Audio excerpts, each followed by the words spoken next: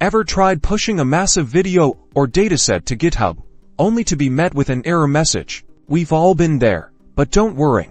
Today, we're tackling the beast and learning how to upload those bulky files to your GitHub repositories efficiently first. Let's dive into the most common problem. GitHub has limits on individual file sizes and, overall, repository sizes. Trying to shove a massive project directly into your repo often ends in rejection. The good news is, there are a few smart solutions. Our primary go-to is Git Large File Storage, or LFS. Git LFS replaces large files with lightweight pointers inside your Git repository, while the actual file content is stored on Github servers or a server of your choosing. This frees up space in your repo and allows quicker cloning and fetching times. To get started with Git LFS, you'll need to install it on your local machine. Once installed, you can initialize it for your repository. Navigate to your repository in the terminal and initialize Git LFS. This process will then let you track defined file types and then upload the files as usual. Next, specify which file types you want Git LFS to handle. For instance,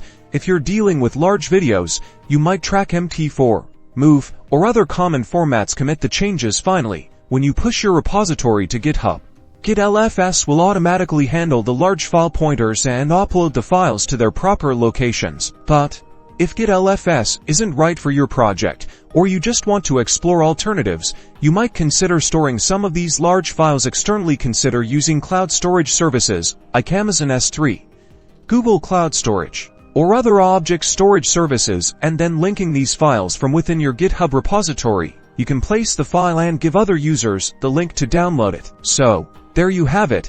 You now have the tools to wrangle those hefty files and share your projects without issues. Remember to always check the most up-to-date GitHub best practices for file uploads, and happy coding.